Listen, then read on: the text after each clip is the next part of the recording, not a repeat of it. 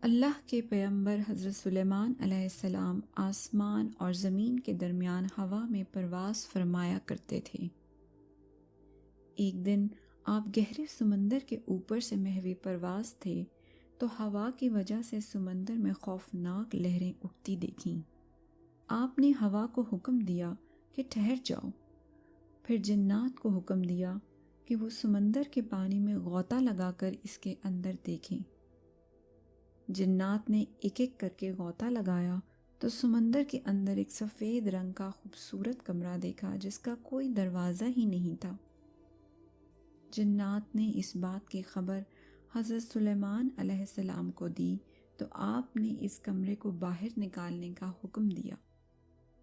جنات نے اس کو باہر نکال کر آپ کے سامنے رکھ دیا۔ حضرت سلیمان علیہ السلام اس کو دیکھ کر بڑے حیران ہوئے، پھر اللہ پاک سے دعا کی کہ وہ اس کمرے کو کھول دے۔ چنانچہ اس کا دروازہ کھلا تو اس میں سے ایک نوجوان کو دیکھا جو اللہ تعالیٰ کو سجدہ کر رہا تھا۔ حضرت سلیمان علیہ السلام نے اس سے پوچھا، کیا تو فرشتوں سے ہے یا جنات میں سے؟ اس نے کہا، نہیں بلکہ میں انسانوں میں سے ہوں۔ حضرت سلیمان علیہ السلام نے اس سے پوچھا، یہ کرامت تو نے کیسے حاصل کی؟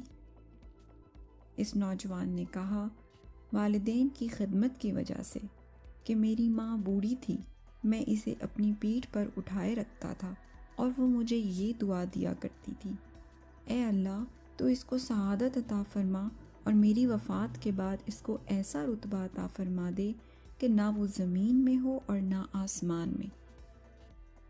اب وہ وفات پا گئیں تو میں سمندر کے کنارے پھر رہا تھا۔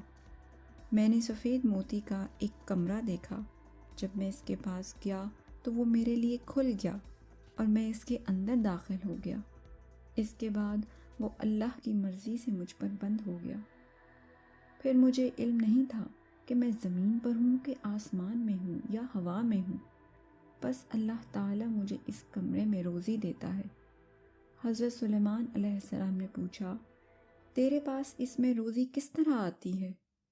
نوجوان نے جواب دیا، جب مجھے بھوک لگتی ہے تو اس پتھر سے ایک درخت نکلتا ہے اور اس درخت سے پھل نکلتا ہے اور اس سے سفید پانی بھی نکلتا ہے جو دودھ سے زیادہ سفید اور شہد سے زیادہ میٹھا اور برف سے زیادہ ٹھنڈا ہوتا ہے۔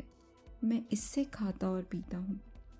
جب میں سیراب ہو جاتا ہوں تو وہ غائب ہو جاتا ہے۔ پھر حضرت سلیمان علیہ السلام نے پوچھا، تو اس میں دن اور رات کو کیسے پہچانتا ہے؟ اس نے عرض کیا، جب فجر طلوع ہوتی ہے تو یہ کمرہ سفید ہو جاتا ہے اور جب سورج غروب ہوتا ہے تو اس میں اندھیرا ہو جاتا ہے۔ اس طریقے سے دن اور رات کا پتہ چل جاتا ہے۔ بالآخر حضرت سلیمان علیہ السلام نے اللہ تعالیٰ سے دعا کی اور وہ کمرہ بند ہو کر شتر مرغ کے انڈے کی شکل اختیار کر گیا اور سمندر میں واپس اپنی جگہ چلا گیا۔